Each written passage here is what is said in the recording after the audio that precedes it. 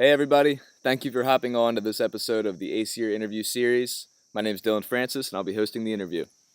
Today I speak with two ACEER conservation fellows, Joseph C., a native of California, educated as a marine biologist but who finds himself now working with butterflies out of the Peruvian Amazon, and José Cueva, a native of Peru, who's done just about everything under the sun but currently works also out of the Peruvian Amazon in the ecotourism industry. These guys are going to talk about all kinds of cool stuff today.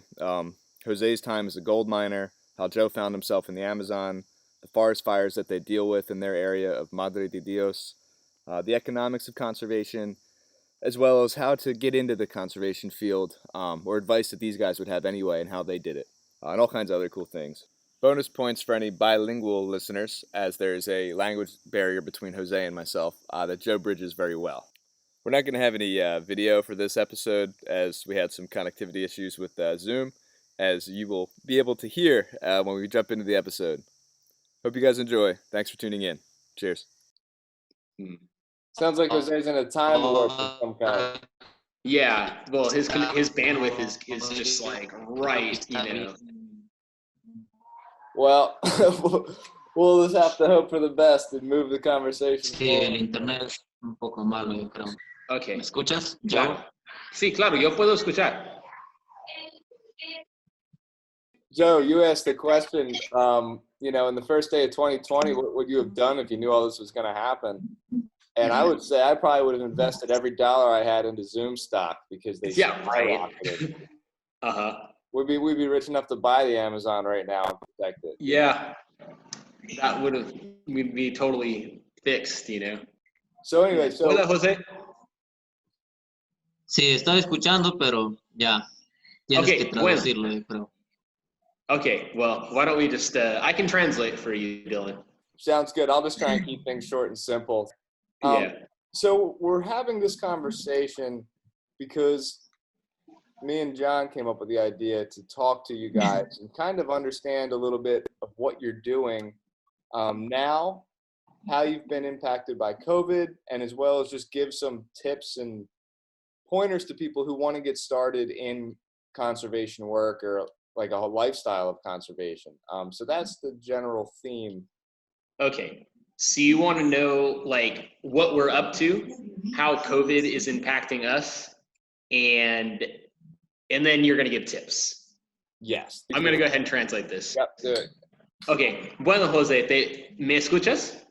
Ya, te escucho, dime. Okay, so él dijo que básicamente ellos, como John, tú acordaste de John Cox como el presidente de ACEER, y ellos quieren saber básicamente qué estás haciendo y cómo esta pandemia, cómo te has afectado, como quizás tu trabajo, cierto que como que no puedes estar aquí en Puerto, por ejemplo. Y después de todo eso, ellos van a querer dar información sobre una carrera en conservación, básicamente es lo que yo entiendo. ¿Cierto? ¿Entiendes?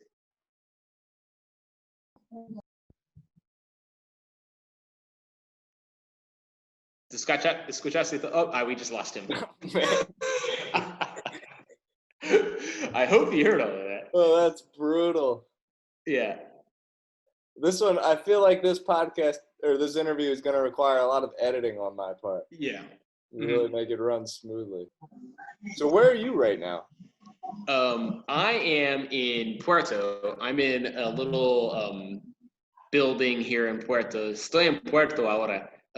In Nativos, it's kind of like a little workspace. I actually coincidentally needed to be here because to try out the internet, and I just happened to be here during this. So yeah, that's my deal. Oh, cool. So Puerto Maldonado, you mean? Claro, sí, Puerto. Yeah. Cool. Okay. ¿Me escuchas? Claro, Yeah. Okay. Ya, ¿te escuchaste todo esa información? Sí, lo que tú me dijiste, ya sí escuché, mira, ya creo que Dylan sabe quién soy José, ¿no? Uno de los becarios de ACEER, ¿ya? Y Entonces, mira, lo que pasa es que sí, un poco me afectó. Estaba a punto de viajar cuando empezó la pandemia. Yo estaba por ir a Claro, Puerto Maldonado.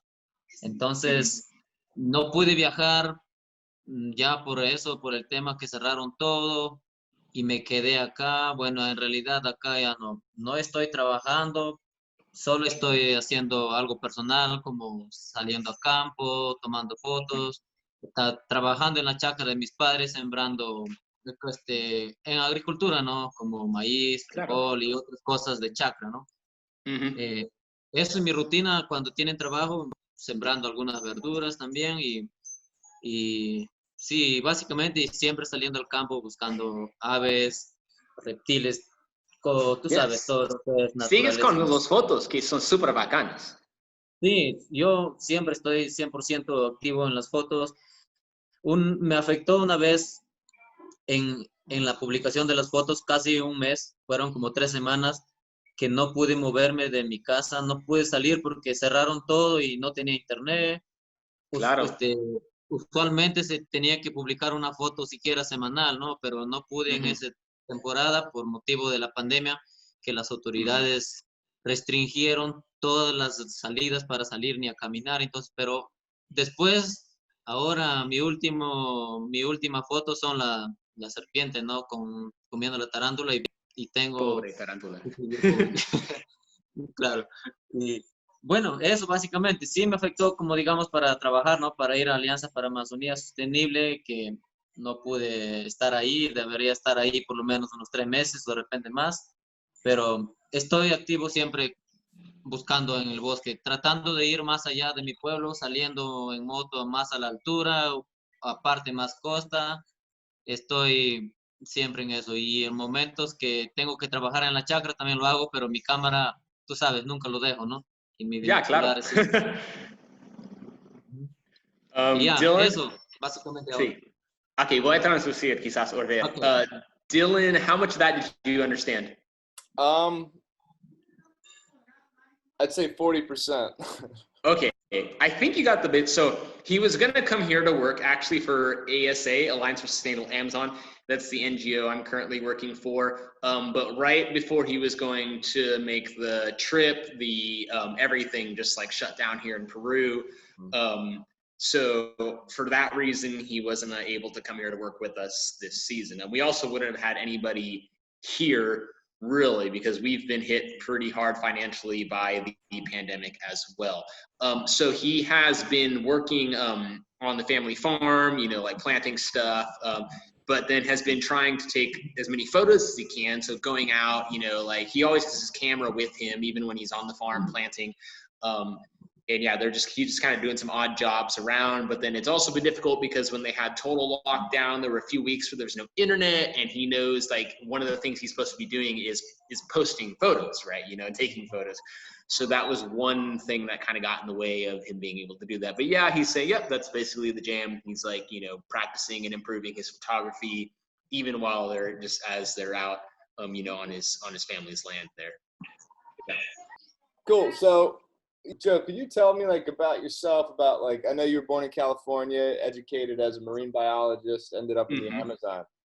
If you want to just briefly go through your little story, man, I'd love to hear it, and then hear about, you know, anything you're currently kind of up to or trying to make happen. Yeah. Okay. So you know that basic, I guess that basic story. So I basically ended up at Alliance for Sustainable Amazon in 2017, 2017, and I basically kind of got to a point where I didn't really know what to do, and a friend was like, "Well, you know, you've always wanted to see the rainforest. Why don't you go?" And you know, and so I ended up like volunteering at a butterfly house for a bit, and that opened the doors to becoming like a temporary staff at ASA. And then basically, yeah, as of this year, I came back as kind of like, well, basically the only like, you know, permanent like science staff that's on at the moment aside from the founders. And so one thing we've been working on, una cosa que estamos trabajando ahora es we're like kind of catching up on the data that we've collected on the like we do a lot of research on butterflies, so it's a good time to sit down and identify all the butterflies. See. José, básicamente estoy diciendo un poquito de mi historia y qué estoy haciendo ahora. Una cosa es que como no hay pasantes, no hay muchas cosas a hacer, estoy tratando de identificar todos nuestros mariposas que ha colectado. Claro. Yeah. Okay. Back to you, Dylan. Mm-hmm. Cool. Yeah, that's great, man. That's really interesting. So it sounds like you kind of just took a leap of faith and said, I'm going to go to the jungle and volunteer to butterflies, and that turned into kind of a dream job, huh? Yeah, you could say. You could say, yeah. Yeah, it's not like that was actually my first like field biology experience in the tropics, or really field biology period, because before that I was working in environmental education. Yeah, so it takes that leap of faith, I guess, huh?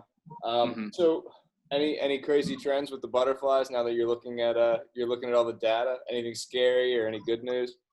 Well, we're still trying to figure out what we have. Como en verdad tenemos que saber qué tenemos, pero tenemos algo especies que son nuevos. José, si te recuerdas de Shinichi, él está tratando de describir algo especies de mariposas de nuestra colección. So yeah, we have some butterflies we've collected that are definitely undescribed. So a friend of ours and a colleague is gonna be working up those descriptions. So yeah, but it's the beginning stages of understanding what's going on down here, is knowing what is even here in the first place. You know, in the most biodiverse forests on Earth, we're just the very beginnings of our knowledge. So yeah, that's just one thing we've been working on. So are you saying you guys think you have some new species? Oh, we definitely do. Oh, that's super interesting. Yeah. Mm-hmm. Man, isn't that crazy? Yeah. You know, it seems like humans know everything, but we're so far off from actually, you know, finding new things every day in the Amazon. That's really cool. A lot of people think when they a new species, they're like, oh, you know, you're just going to be like walking out there and you see this like crazy technicolor butterfly, you're like, that's new. But it's more like, you know, like you send a bunch of pictures to someone like, I don't know what this thing is. I don't know what this thing is, but I think it's this. And he's like, well, actually, that used to be called this, but we're pretty sure this is something new. We're actually going to have to split all of these guys up and name a bunch of new ones and like kind of reorganize.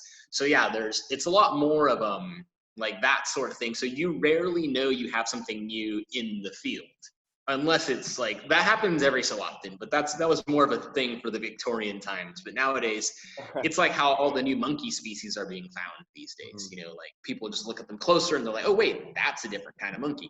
Estoy diciendo sobre cómo podemos describir como nuevas especies, y lo que es no es que estás caminando en el campo y te encuentras algo como, wow, mire eso, qué carajo, eso tiene que ser nuevo. Es que como, es algo que te sabes que es, pero cuando te ves más cerca es como, oh, quizás es algo diferente. Más como así. That's really cool. Are you credited with discovering any of these yourself? Not really. I mean, I guess we'll get some credit in the collections. Oh, we also have this guy who we're going to be sending him a bunch of these beetles. And have you heard of Tarani? Yes. Yeah. So I talk to Tarani on Zoom once a week, actually. Yeah. He's had a beetle named after him, right? No, really? Yeah. So like the story goes is Tarani was looking for someone to identify beetles, and he found the expert in this like obscure group of beetles.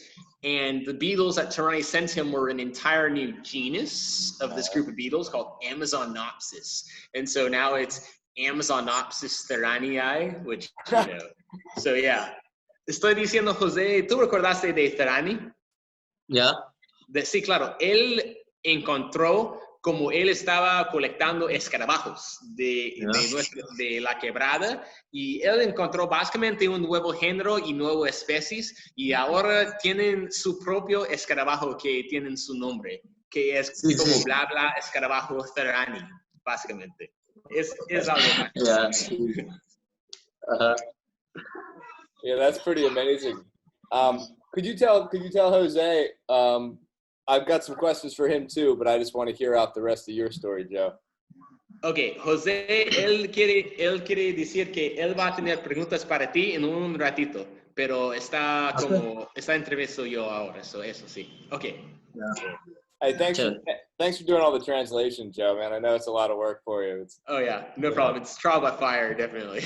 Right, right. Well, I was pretty good with Spanish a couple years ago. I was in Peru for like 6 weeks, and I learned while I was there. But it's been 2 years, and I just haven't practiced at all. So it's like I can understand a lot of it, but I can't phrase it together in a way that's understandable for other people. Yeah. Save everybody the headache.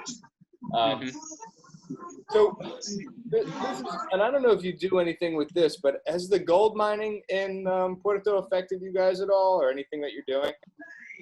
For ASA, for Alliance for Sustainable Amazon, not personally, I guess you could say, or well, directly would be the better word. Because where we are, we're the other direction from where the gold mining is happening. That's in a place called La Pampa, which is to the west, basically towards the reserve, Tamaulipas Reserve. Estamos hablando sobre los minerías. ASA is northeast of Puerto in an area now far away from the mining, but what has been a big problem and continues to be a big problem is the fires. So we are constantly on the lookout for neighbors, like, trying, because like people, they light fires to clear their fields and things like that. And the fire culture is often, the fires just go out of control and just go wherever. So like, even like, quite a few of our neighbors have lost, pretty big sums of, money from stuff being burned down by other people. Like there was one neighbor that lost a whole shade house full of like little cacao plants, which was probably that was probably about $1,000 or $2,000. And there's nothing, you can't sue people here really. So there's not really any way to keep people accountable, Wow. So you're right. Your neighbor lights a fire and then it loses control and it burns down all of your whatever stuff. Yeah, and you have nothing you can do. Right. So basically the only thing the dream would be to work with everyone in the area and, move to a new fire culture, so to speak. But for the time being, like the biggest concern is just keeping the station from being burned down. So we've been putting in fire breaks, some reforesting like critical areas so that, when fire season, well, actually, even right now is fire season, and we luckily, boss man Jeff has a drone, so we've flown it quite a few times to check on for smoke. So it's super useful. Back in the day, we had to go drive out on a bike and go look around where the fire was, but now we can just send the drone into the air, and then we can determine if we need to do anything or not. So yeah. So is that one of your guys' kind of duties at ASA, or is this just something that you've taken up as out of necessity to monitor fire? It's out of necessity, because if we don't monitor fire, the whole station's going to burn down. Yeah. The first year he got the property, a fire escaped and burned everything that was there. So all the everything that was not in the forest. So the fire creeps into the side of the forest, but like the whole clearing area, like the field, that was burned to completely nothing. So like they had put like a couple small some tiny installations and cut some trails, and those just all got burned to ashes basically.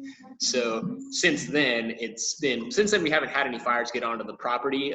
We've had fire come right up to the border of the property, and you have like people with like sticks and machetes like beating back the fire. But we've been good so far. It's a valiant effort, man. That's pretty crazy. Well, the drone definitely makes things easier, I'd imagine. That's a nice tool to have. Have you guys noticed fires worse recently? I know a lot of people think that an overall climate change has caused fire season to extend. Do you find or have you heard anything to confirm that? Well, the 2019 fire season was definitely something special because there was a lot more fires, but the climate change does affect the fires. But the bigger thing that affects the fires is people clearing land. And so if there are drivers that drive people to have a need or want to deforest more, that's when you're going to get more fires being started. So I suspect this year is going to be very bad because depending on the situation in Brazil, I know Bolsonaro has been continuing to hack away at Brazil's environmental regulations. Also with the economic crisis, a lot of people are going to be looking to figure out ways to make some cash. And one way to do that is the free lunch that is in the Amazon, So it's going to be a tough situation this year, I think. Yeah, we'll have to wait and see a prediction, but I would imagine you're right. especially the Brazil situation is pretty scary, you know. And Yeah. like you said, people are hurting for money, and that's where the money is, you know, whether it's Yep. more cattle or, you know, whatever, more farming land. Exactly. Yeah. Oh, well, that's pretty scary. All right, well, I guess we can bump over to Jose. Jose, ahora es tu toca. Yeah. Yeah. Okay. Your time to shine, boss. If Jose, if you could just give us kind of a brief introduction of who you are and how you got started in the field of conservation, talk a little bit about your photography and a little bit about your work as a chef. Ok. Él quiere saber, José, básicamente quién eres, cómo tú, cómo ya estás trabajando en conservación, algo sobre su foto. Quizás una cosa cada uno a uno. Ok, so, ¿quién eres? ¿Qué es tu historia? Como de dónde es y ya. Ya. Mira, ya creo que me conocen. Mi nombre es José Cueva, ¿no? Cueva Santos, de nacionalidad peruana, de la región Piura y de un pueblo que es básicamente campo, ¿no? Y bueno, lo que pasa es que antes trabajaba en diferentes trabajos, ¿no? Como agricultura, entonces también pasé por minería, también en diferentes campos de minería, como en la selva y en la parte sierra también. Entonces, pero después de eso... He used to work in the gold mines. Oh, really? Yeah. We'll have to talk more about that when he's done. That's really interesting. Yeah. Y después de eso, de estar trabajando ahí, entonces empecé a trabajar en el turismo, ecoturismo. Empecé a trabajar en los hoteles turísticos en Puerto Maldonado y pues empecé a cambiar de idea, empecé a mirar el mundo diferente, ¿no? De otras formas como los animales, la selva. Empecé a convivir con ella y más me sentía mejor que estar en otros trabajos como minería y en otros trabajos, ¿no? Y después, básicamente así, hasta que llegué a las organizaciones ONGs, donde realmente se preocupan en conservar y que hacen estudios científicos, ¿no? Entonces, es muy diferente al turismo, ¿no? Un poco más avanzado, un poco más conservador, ¿no? Y ya, pues en ese mundo aprendí un poco más con bastantes naturalistas, biólogos que trabajaban. En realidad, mi trabajo, que yo trabajo en la actualidad con Alianza para una Amazonía Sostenible, es como chef. Siempre fui un cocinero en las estaciones biológicas y también en los hoteles turísticos.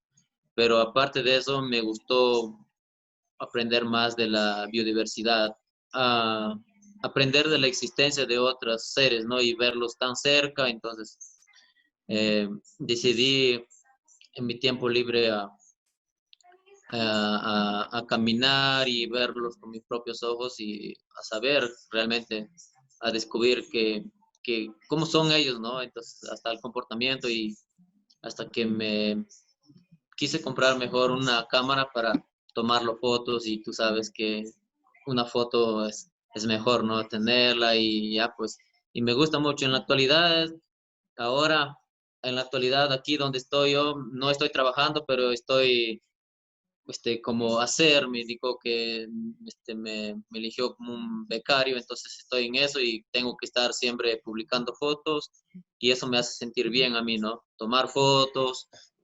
Prácticamente me siento ahora, no me siento en vano, siento que estoy tomando fotos, estoy trabajando entonces me siento bien con eso, claro.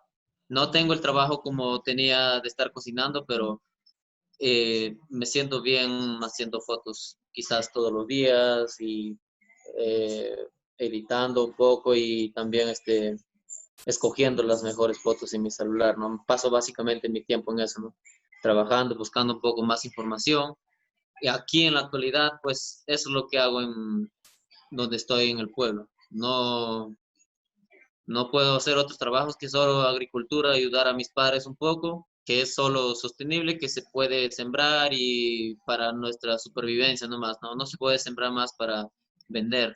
Entonces, básicamente eso, y ya estoy en el mundo de la fotografía, estoy siempre ansioso de capturar cualquier momento de cualquier especie de los animales, ¿no? Sí. Básicamente eso. ¿Me escuchan? Claro, sí, claro. Yo te escucho. Dylan, ¿qué tal? ¿Entendiste todo? ¿Yo? Yeah. No entiendo todo. Más o menos. Un Bueno. poco. Sí, poco. Okay. I understand. So you got that though, right? The story basically. A little bit. It sounds like he was raised in Piura. Was that the name of the place? Yes. Born in Yes. Peru. Yeah, and then fell in love. I only understand, key points. There was a lot, but sounds like he ended up falling in love with the forest and the animals and photography. Yeah. You'll have to run it back, in as little words as you like, so I have a full understanding now. Oh, you want me to kind of give it a little summary? Yeah, if you don't mind. Okay. So yeah, he was basically he used to do all sorts of work. He's done Jose's done everything you can possibly think of, and he ended up in Madre de Dios first, like helping out on a papaya farm. He's done mining here, and then he got into working in ecotourism, and then later being a cook at various research stations. And so basically through that he ended up becoming a chef at ASA. But Jose is like perhaps part of being around people at ASA, he started getting really into, the animals more and more. I remember, because I was here in 2017, then I left and I came back in 2019. And I'm like talking with Jose, I'm like, hey, he's like, yeah, I'll pick you up at the highway, man. Like once you drop off, and Jose drives up on his bike and there's like binoculars slung. I'm like, what? Jose's turned into a birder now? Oh man, what happened? Man, it's addicting. Yeah. Once you start birding, man, that's it. Oh man, yeah. And so basically, eventually, like that year, he bought like that camera, and then like he just started going out in the forest and getting like just the sickest photos. He actually added I think about a dozen species to our list of birds documented at our field station at Alliance for Sustainable Amazon. Even though lots of people have been in the forest, and he'd basically, like he would have a bit of time, not even during like happy hour, like after breakfast before making lunch, he'd go out and he'd go look in the forest and he would just find all the coolest shit. So yeah, he's become like very passionate about improving his photography. And so that's basically what he's been doing right now. So he's helping out at his folks' place, like taking care of the farm that they grow what they need to, survive basically. And then, yeah, he does photography on his free time, and that's what he's currently doing.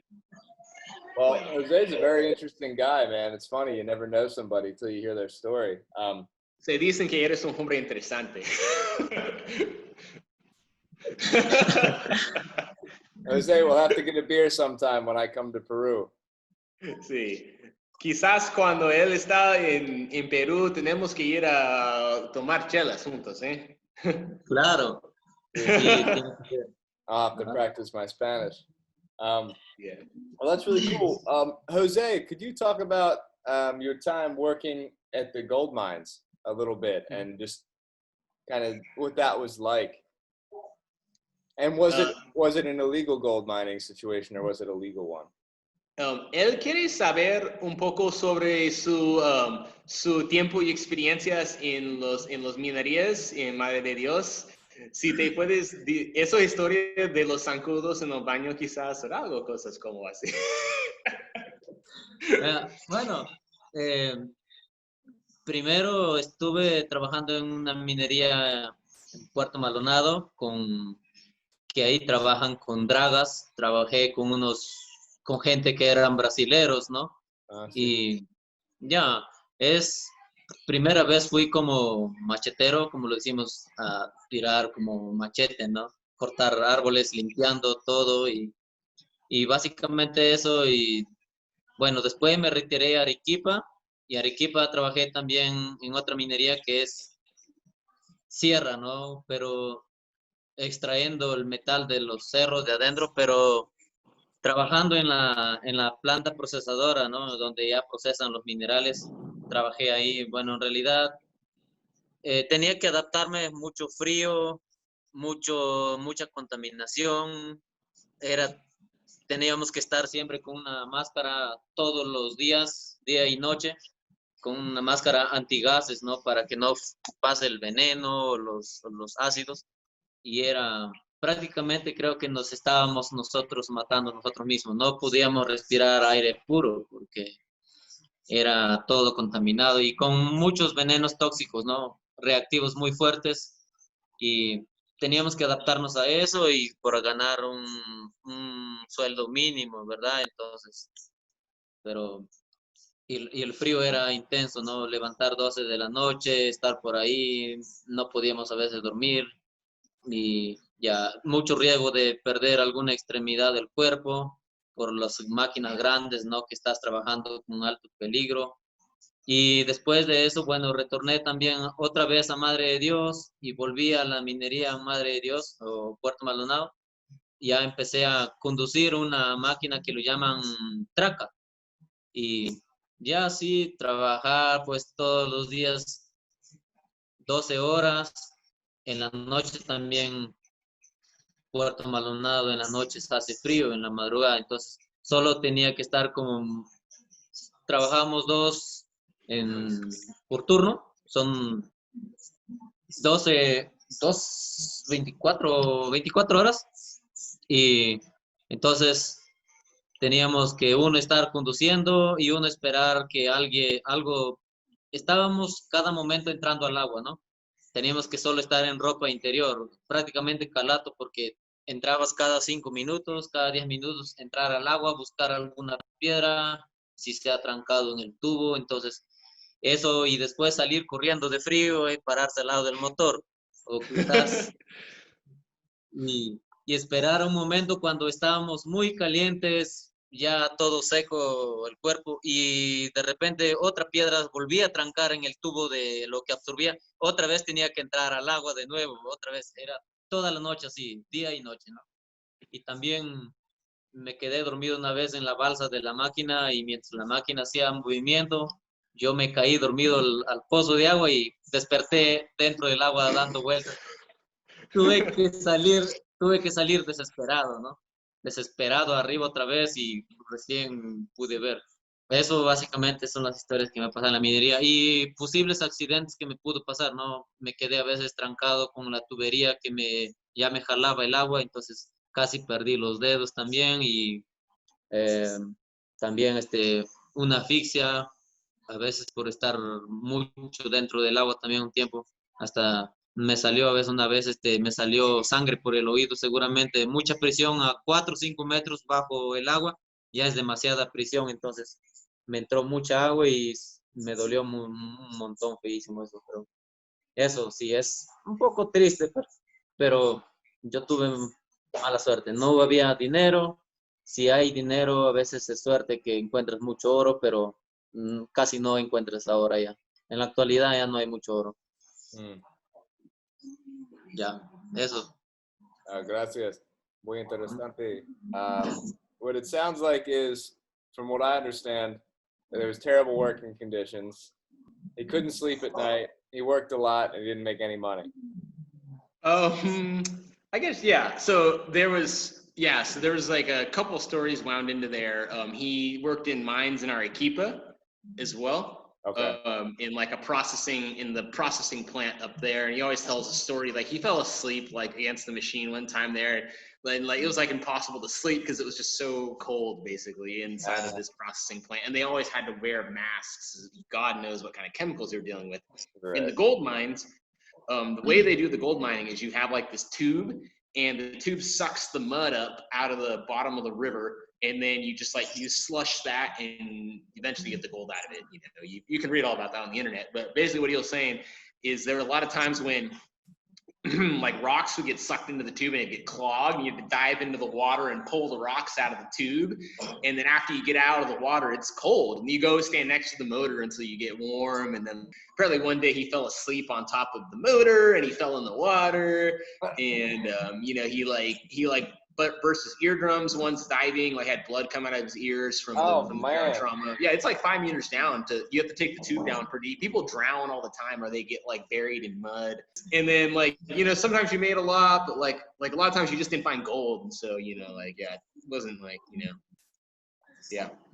It sounds like it puts some hair on your chest at least, huh? Yeah.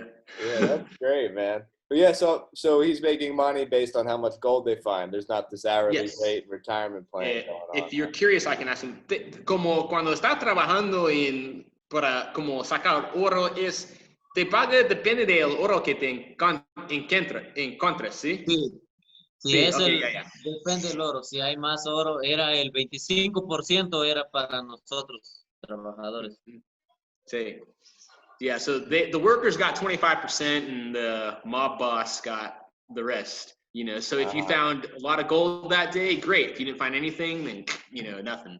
You get nothing, right. And who is the mob boss running it? Sounds like you mentioned something about drugs and machetes.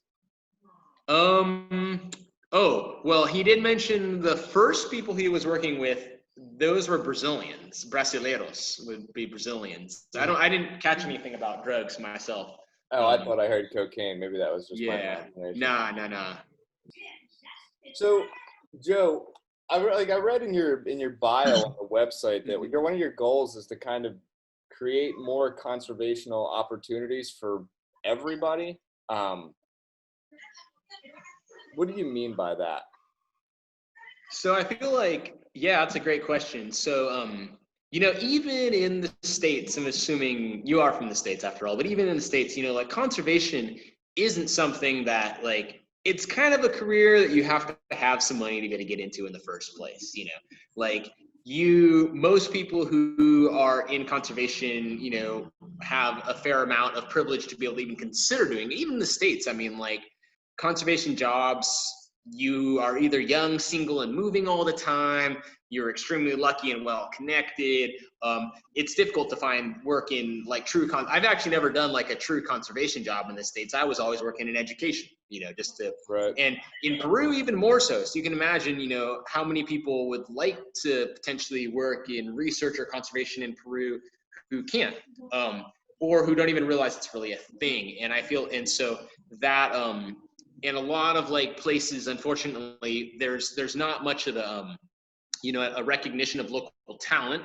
And so what often happens is you want to do research or work in a place. And so you bring people from outside, you come to the country and you kind of like collect your data and then you leave. And, you know, like that's kind of called like the parachute science model. And actually there was an article posted in Scientific American, I can send it to you at some point if you're interested, where a lady talks about this model and kind of like the long-term effects on conservation. But basically what really should be happening is we should be training up scientists from the countries that, you know, we're working in, that they're going to be the ones, well, you know, I mean, I don't know if I'm going to be, how long I'll be in Peru. You never know. I mean, like, I've been here way longer than I expected. It's possible I stay, but like, you know, for sure local people are going to be staying.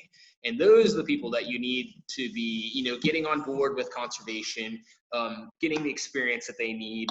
So one thing we've done at ASA is we've taken on quite a few young like researchers to do their research here. So I've actually been fortunate enough to mentor a few people who are actually currently writing scientific papers based on the work that they did at Alliance for Sustainable Amazon, which will be a huge boost for their careers. You know, they're in college right now in Cusco and a couple in Lima, but just like, I mean, it's difficult enough to find someone willing to do that in the States. You can imagine in Peru, that's going to be very tough to find an opportunity to be able to work in that manner. And I would love if there would be more opportunities to involve more Peruvians in conservation in that regard.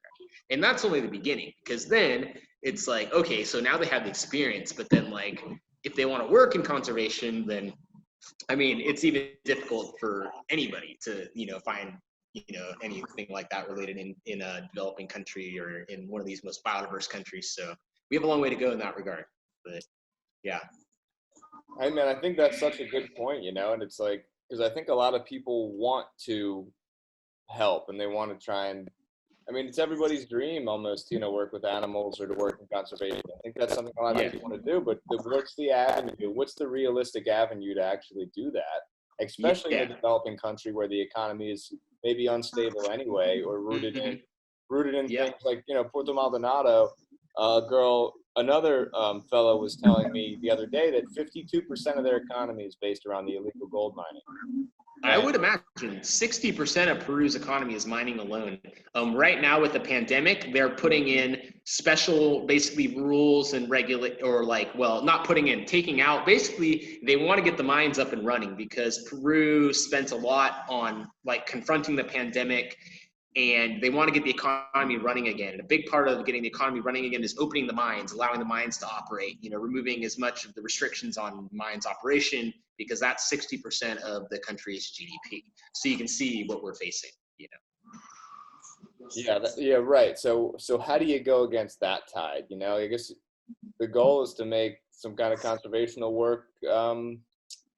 There has to be some kind of economical gain to be had, you know, to be encouraging enough and to be able to afford to pay people to work in the field. So it's really interesting what you're saying, where the theme is to bring scientists in from outside of the country, internationally, bring them in, they do their research, and then they leave. And it's like, the point is conservation, but it's like not a sustainable way of doing conservation, because if you train the people that live there and who are affected by these problems every day, you'll have, you know, a much steadier, more reliable source of information coming in.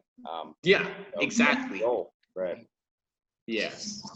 So during this pandemic, people have actually realized that they're like, shit, we can't get to our study sites. We're going to have huge holes in our data sets. But like people who had trained staff in the countries where they were, you know, that's a minor reason for like, you know, why this is a good thing as well. But like, that's just one recent example. Yeah, I can send you the article after, you know. Yeah, that'd be great. I'd love to check it out. That's super. It's really interesting. So what do you think? Do you have any kind of like, have you been brainstorming about that issue and maybe like a dream way that you would fix it? Is there anything that comes to mind? Man, that's a tough question, because you know what I've realized is, like, you know, as scientists, I feel like we see this pot that's boiling on the stove, and we've been trained on how to take the temperature of the boiling pot. We put thermometers in it, and we can tell people, yes, the pot's boiling. But then when it comes to taking the pot off the stove, scientists are not really trained in these things. This is more of an economics question. This is more of a sociology question. This is a political question. So I've actually been doing a lot of reading about economics, and how, like, you know, countries like, say, like Peru, who are basing their economies on mining, a big problem that like they face is that the global system of trade is just so unfair that you can destroy your entire country and you still won't get out ahead because of the way that trade works, you know. So we help guys here who sell Brazil nuts, you know, and it's like when the prices move, you know, the merchants can adjust their, you know, like their profit margins or whatever, but like the dudes who got the Brazil nuts, they're the ones who see the most flux in their income always.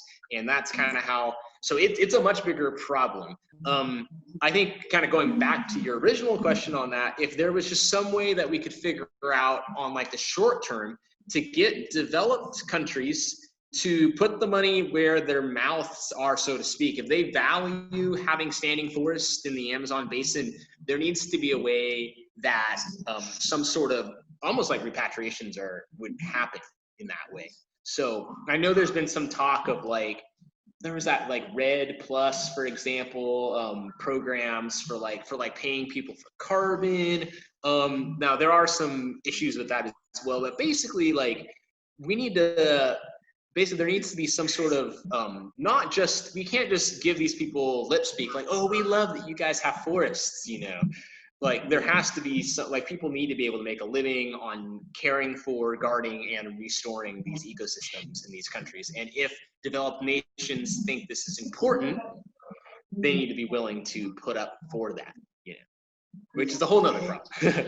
Right. It's got to be funded, and it's like how to make it, and how to, it can't just be giving away either. There has to be some give back, right? Which is like the idea of ecotourism there is valuable because, but is it, it's not going to bring that cold hard cash like gold mining is. It's a slower drip economy, you know? Yeah. And it's not. In order to benefit from ecotourism, you need to have a lot of skills that a lot of people don't have. So like, you know, like knowing English, that's a huge thing. You know, like the fact if you don't know English, you can't really work in ecotourism because the wealthy people are coming from far away to visit this place. You know, like there is some national tourism, but it's very limited, you know. Yeah, that's a whole topic is ecotourism. But one thing is for sure is that like just using ecotourism as an example, you have to be fairly connected and have lots of skills that you've learned to be able to take advantage of that. So that only benefits a very small percent of the population versus anybody who can hold a shovel, you know, can work in the gold mines. Man, it's a tough, that's a big question. So I wish I had like some sort of like cozy, happy thing to tell you. No, the more I research, the more I realize it's not, not necessarily real. But this is what we're dealing with, you know, and it's like, I think that's the big question in environmentalism is how do you make it economically viable? You can't just say because it's morally right, it's what we should do.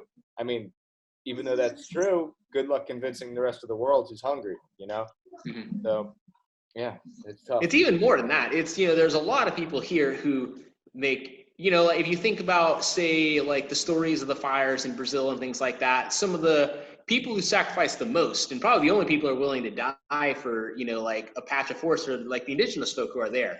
And they don't have any money hardly or very many resources backing them up.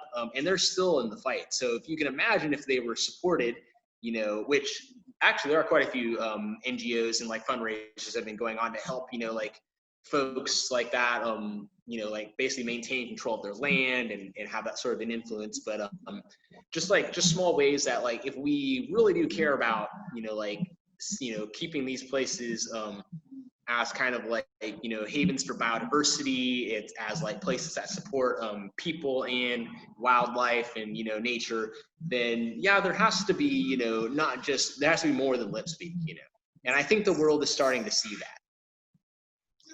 Right. Yeah, and the preserving of the native culture definitely goes hand in hand with the preserving of the biodiversity and the ways of life that are sustainable, because these people have been shepherds to that land for thousands of years. They know how to do it. They have the traditional knowledge and stories that give value to the plants and animals that, you know, kind of a modern perspective doesn't have as much.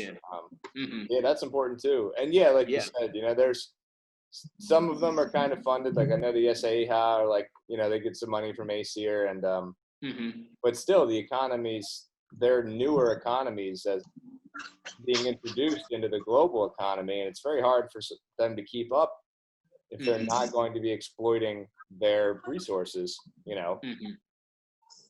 And it's very viable to change. Like you said, Brazil nuts are, you know, the price goes down, they get screwed at the bottom of the chain, you know, but the people at the top just raise the price of Brazil nuts and keep selling them, you know, so it doesn't matter.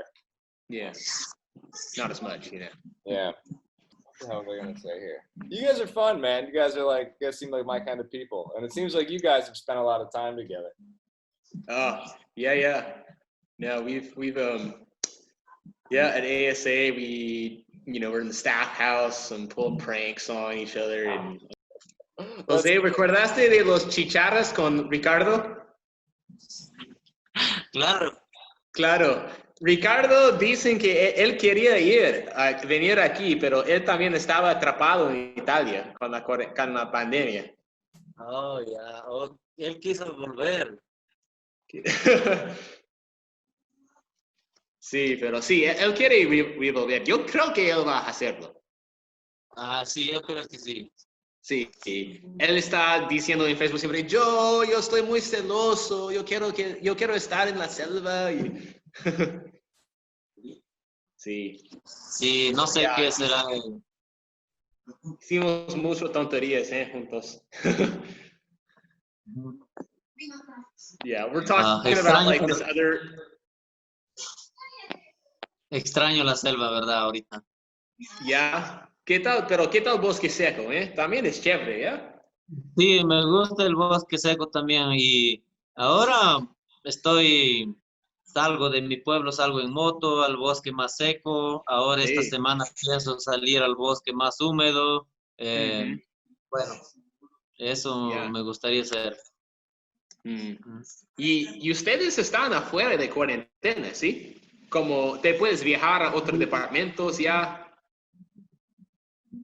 Sí, ya se puede ya. Ya. Algo día quizás te puedes ir a Chachapoyas, ¿eh? Para Sí, eso mira, podría.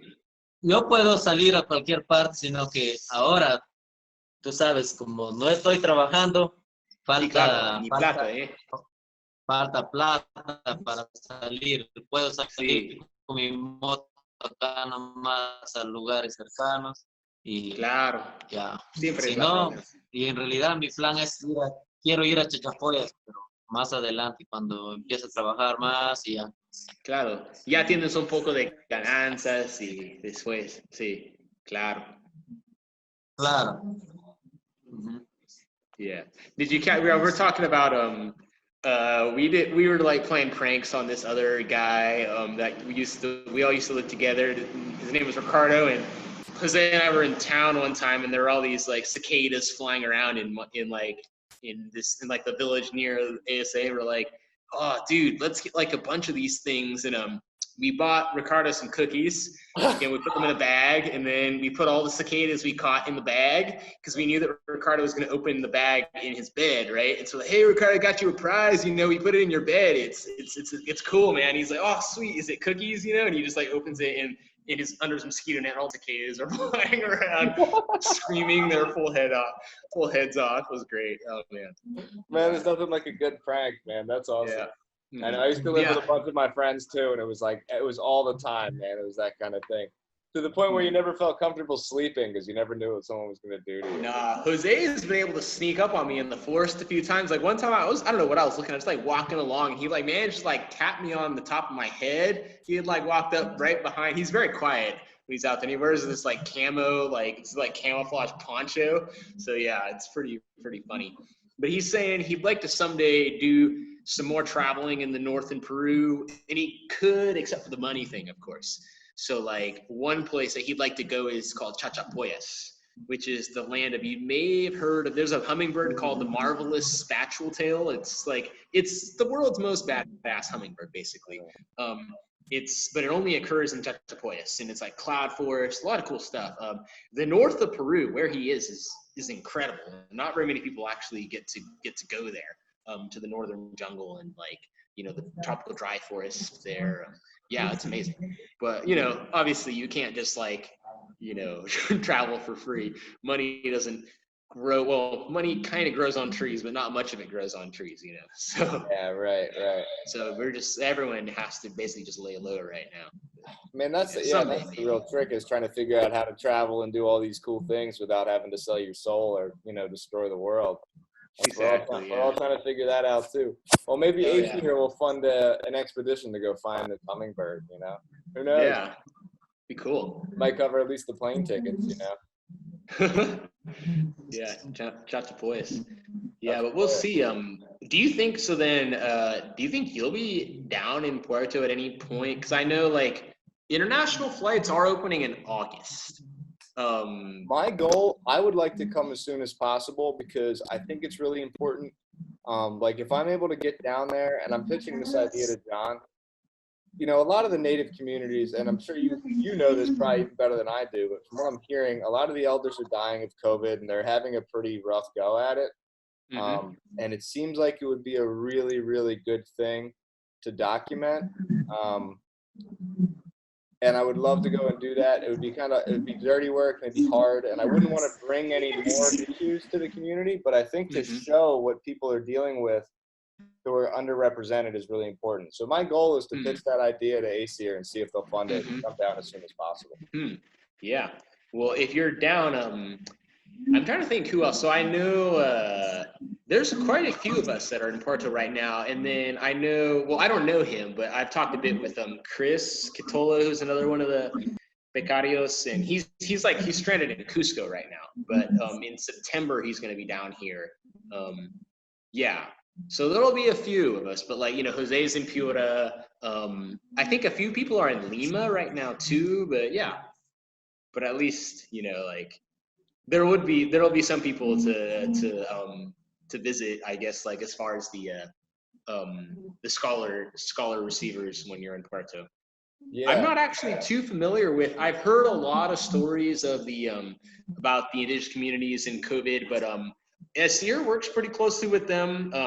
But actually, where I work, we don't really have any indigenous folk. We're pretty close to the highway. It's all colonos, like basically people who've come down from the highlands. A lot of the Brazil nut harvesters, they're like they've been here for generations. So like it's not like they're recent transplants, a lot of them, but like they've got a slightly different relationship with the forest than the indigenous folks as well, but still very much like of the zone. So I can't say I'm like terribly familiar with you know, like the indigenous communities here. I'd love to go to Infierno like someday and see, you know, and meet like meet the folks there, but yeah, for the time being. But yeah, the COVID situation has been a little bit rough, to say the least. I mean, I'm sure you've seen all the news on Peru. I have a lot of family that's Peruvian. My dad married a Peruvian woman. And so, yeah, and I've visited them a bunch of times, and I've been up to Amazonia and Cajamarca and to Iquitos. I've never been as south as you are, but yeah, man, Peru is like my second home, and it's terrible how bad it's been. You know, I know they got hit a lot harder than the U.S. did. Yeah. I mean, with at least the death rate was higher the last time I checked. I don't know what's going on now, but no, it's been bad. The number of people I know now who've gotten it is pretty high. Yeah, it's, you know, and we're just starting to see like the wave here in Puerto. So like, you know, a lot of people in the area are now ill. Yeah. Well, Tirani had it. Did you hear about that? Oh, okay. Well, that add another to the list. Yeah. Yeah, and he's actually better. He because we do Zoom calls every week with like all the like kind of the local people on ACEER. Tirani tuvo COVID también. But yeah, anyway, but he went to a traditional healer, and apparently he's better. It took him like 3 weeks to get over it, but he's cool now. I was talking to him on Zoom the other day. But anyway, I'm trying to write an article about his experience, you know, with getting COVID in Peru, in the jungle, and then going to a traditional healer. I think that'll be a really interesting little article to write. That's a lot of what I do. I like to write. And oh, that's great. Yeah. So I like the idea of writing, but maybe less the actual writing part. Man, it's painful. It is, you know, because it's like you're creating. I started a blog, and that's, you know, and you know how it goes. Oh, dude, I started a blog, and you know, I think there's like, yeah. So that's my extent there. Yeah. Well, hey, man, I was reading your stuff on Instagram. Your captions are great, you know, informative and thorough, and you know, that's really what a lot of writing is nowadays, is that short and sweet. Bite-sized. What'd you say, bite-sized? Yeah. Yeah, like bite-sized chunks of writing. Yep. Just, and that's journalism at its best, is really everything boiled down into like a chicken nugget. You know, you don't want more than that because you lose people's attention, especially nowadays. But yeah, man, I think you got some talent for it. I was learning all kinds of stuff studying for our interview here. I like what you do with the ants, man. You've got like all these ant war like series. Yeah. I love that stuff. Did you do all that footage yourself? Yeah. That's great. Yeah, it looks good. So you don't have any entomology background. You're just studying that on your own? Yeah, you know, you could say that. I graduated as a marine biologist, but I always just tell people, you know, marine biology is just biology with a sprinkle of salt. Same concepts, just a different system. But yeah, I never took an entomology course ever. So I learned it all on the fly, so to speak. 2016, like not much of a thought. I was trying to get like a master's in like science education, and actually I quit the master's. You know, it wasn't working out. I'm just like, all right, I like, you know, I like research, but like I don't really like researching people, you know. And so I was just kind of at this crossroads, didn't really know what to do. And a friend was like, you ever thought, you know, maybe go travel a little bit? I'm like, you know, I'm just like, oh yeah, I'm gonna go find myself or something, or, you know. But I was like, you know, like at this point, you know, I'm like crashing on a friend's couch in like San Francisco, you know, like I gotta do something. And so I found that opportunity at like a butterfly garden in Costa Rica, and yeah, you know, you get what you get out of what you put in, I guess, because you could just, you know, like hang out at the butterfly garden. But while I was there, they had like a book on the butterflies to Costa Rica. That's where I learned all my butterflies and, you know, just like kind of brushed up on my tropical ecology. And at least I sounded like I knew enough that when I interviewed for, like, you know, for Alliance for Sustainable Amazon, the guy was convinced, you know. So yeah, and that was the long and the short of it. Oh, that's so cool. So you have a bachelor's then in marine biology. Yes. And that was that's cool, man. And now look where you're at. It's funny how like you pieced your own story together. You know, it's definitely not the classic like get the job, apply for the thing. It's like you ended up bumbling around in the jungle. Oh, I did a lot of bumbling around. Yeah. Yeah, that's cool, man. That's living. You know. Yeah. And I love the way that you produce content. You know, it's like there's definitely room there for those little documentaries and stuff for all that footage you have. It's like. Yeah. I'm sure there's good paying jobs being one of those guys on a crew that does like Planet Earth or those life not documentaries, but you know what I'm talking about? Oh yeah. The footage. That's like such a cool job, man. It seems like you might be able to market yourself to something like that, you know, which would be like, that's the dream. Yeah, that would be cool. If, well, I mean, if anyone's coming and they need help, like finding or filming army ants, wouldn't be a horrible person to ask, you know? Big head ants, army ants, what else? All kinds I saw. Yeah. Cool. Well, I'd like to talk to you guys like all day, but we can start wrapping this up. Okay. So I would like to like wrap it off with and this is a question for both of you guys, if you can translate to him too. What advice would you have for somebody who wanted to get started in conservational work, who didn't really know how to get started? Como imagina. ¿Qué pienso hacer? Como... Okay, yo voy a probar otra vez. Imagina que yo soy como uno de sus amigos y yo quiero saber, yo quiero trabajar como tú en conservación. Y yo quiero que te enseñas básicamente cómo puedo hacer, cómo cumplir mis sueños, básicamente. ¿Ya? Ok. Ya, mira, yo diría para que sea conservacionista, ¿cómo pueden, bueno, trabajar como yo en la actualidad? Por parte de mi experiencia, yo creo que tienes que juntarte con personas que trabajan en conservación.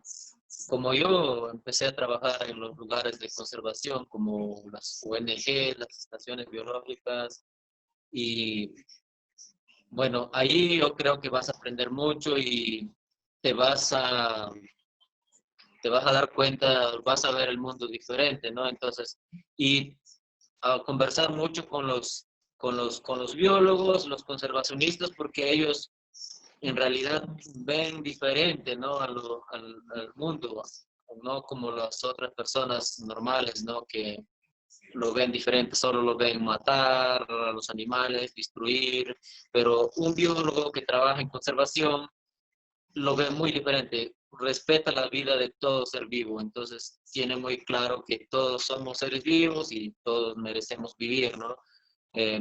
Básicamente yo creo que eso yo creo que harían las personas, y por otro lado más, pues claro, te puedes dedicar a estudiar quizás biología, yo creo, ahí vas a entrar al mundo de conservación, ¿no? Pero no todos los biólogos son conservacionistas como los biólogos que trabajan para las petroleras, ellos no conservan, ¿no? Tú ya sabes.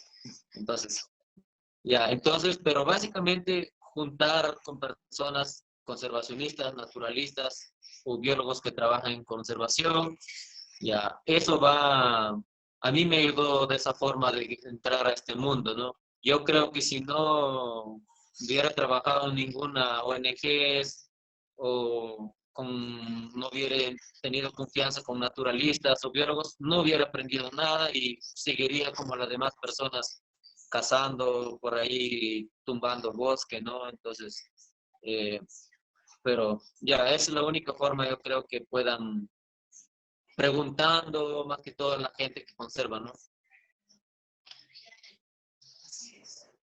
Claro.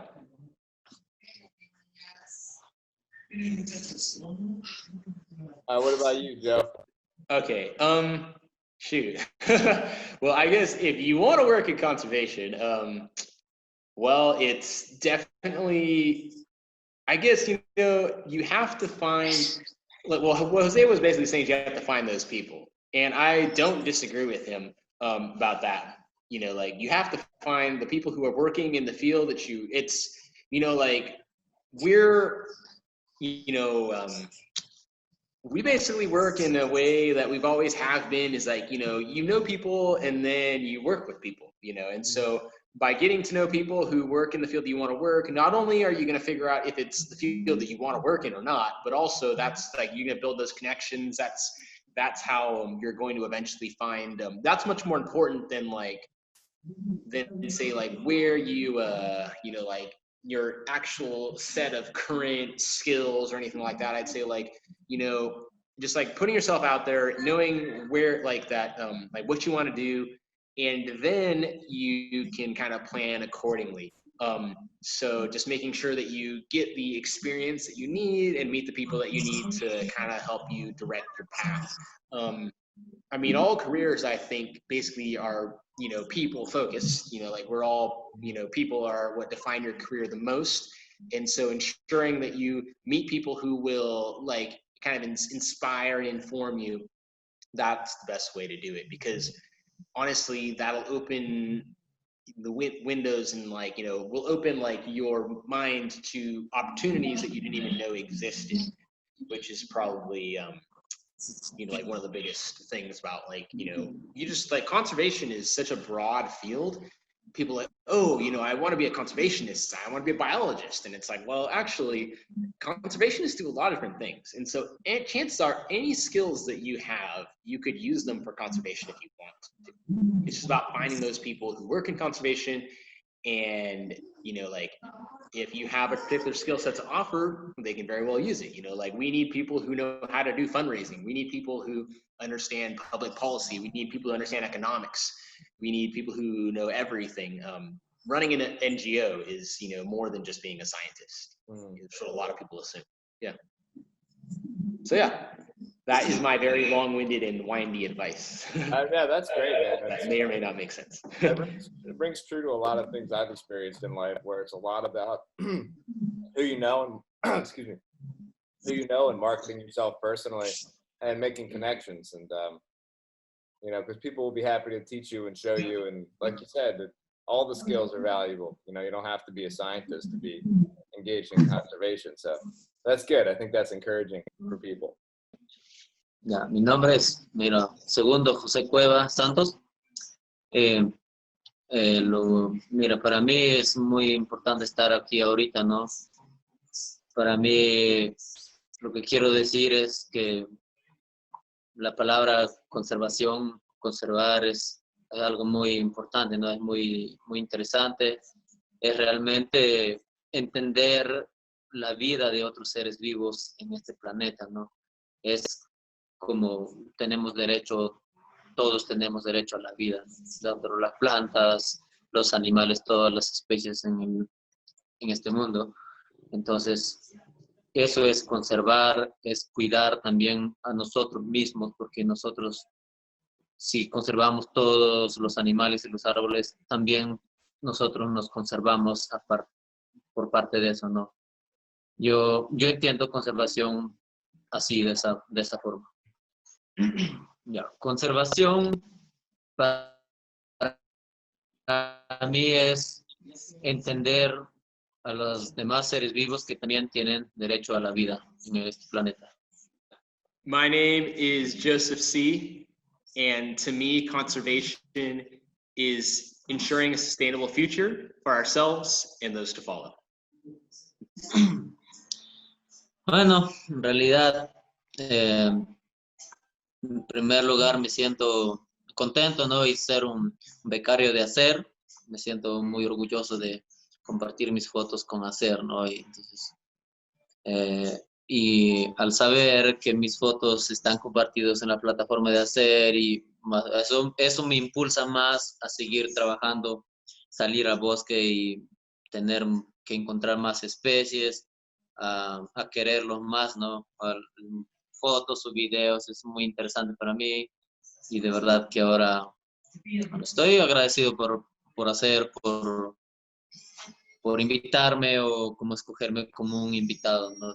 Para los becarios, ¿no? Como becario.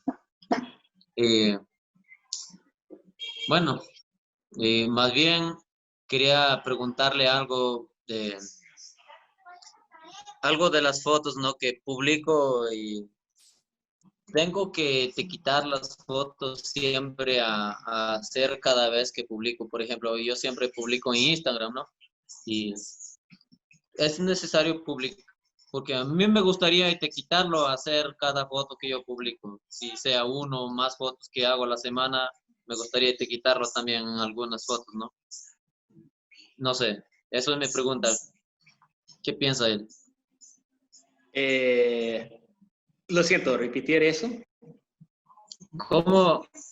Yo quiero saber si cada foto que voy a publicar y claro, ellos lo publican también, pero tengo que etiquetar también a, a hacer en cada foto que yo publico. Claro. Okay, so Jose wants to know if when he publishes a photo, if on his Instagram, does he have to always at ACEER Foundation, or if that's not necessary? No creo que es necesario. I have no idea. I'm not the guy to ask. Yeah. Yo no creo que es necesario, pero si te quieres hacerlo, bueno. Ya. Yeah. Yo me gustaría hacerlo, pero no sé. Sí, claro, te puedes.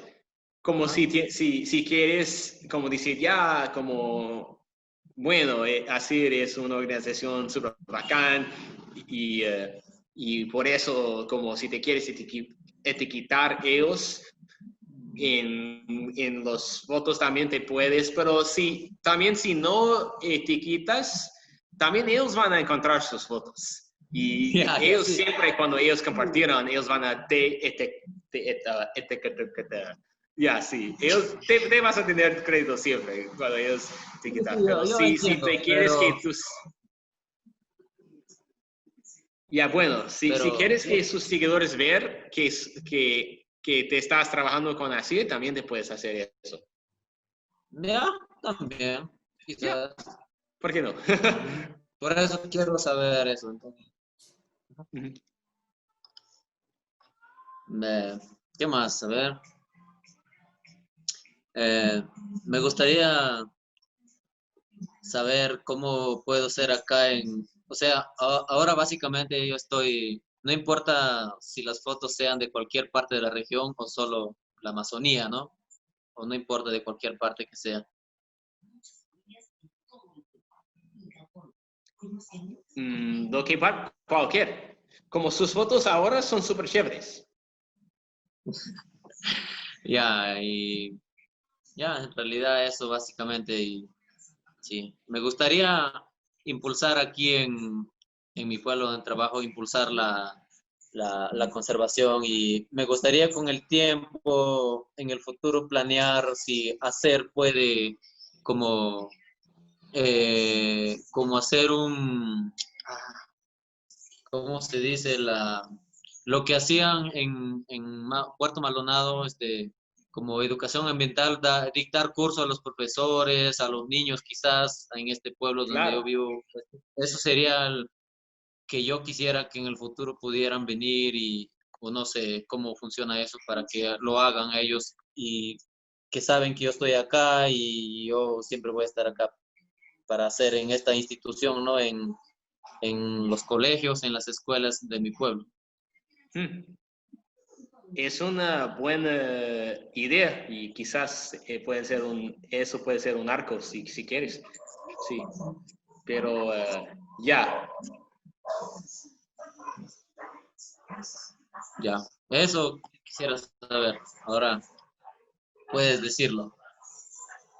Bueno.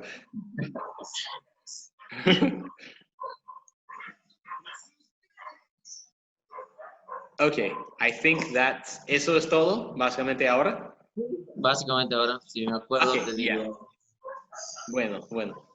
Okay, cool. Yeah, so I think Jose has said his piece. It sounds like, I don't know, who knows? It sounds like he's got like a little dream to do some environmental education up in like in the place that he's from in the future, you know. That's I mean, really the tropical dry forests of Peru's north coast are a very very unique ecosystem on this planet. Lots of endemism there, and yeah, it's a really cool place. And the photos he takes from there are amazing. So yeah, so who knows? Cool. Yeah. I mean, if he puts something together, you never know what might get funded. You know, there's all kinds of projects going on with getting funding for ACEER and other small things. You know, it's very possible to make it happen. For sure. Especially if it's like an area that's unique and not well funded as is. They're always looking for something like that, you know? Yeah. Well, it's been 2 hours. We did a pretty good job, I think. Yeah. Talked a lot of shit. Quiero ver tu cara, Joe. ¿Por qué ocultas?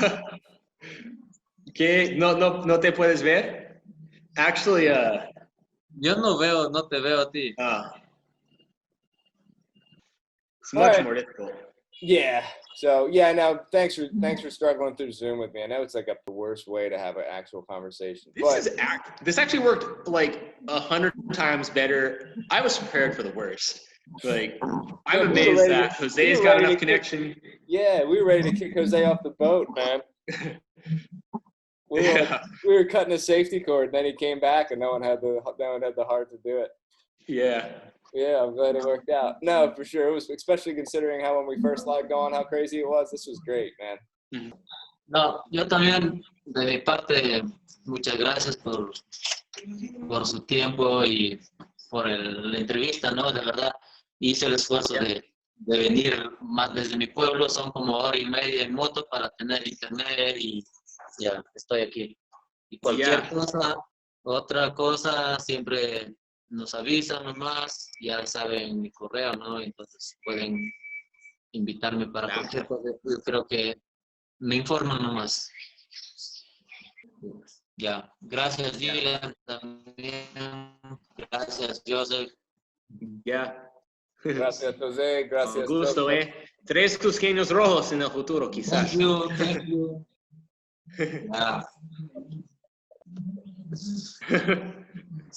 All right, who's gonna press the button, or is this just gonna get really awkward?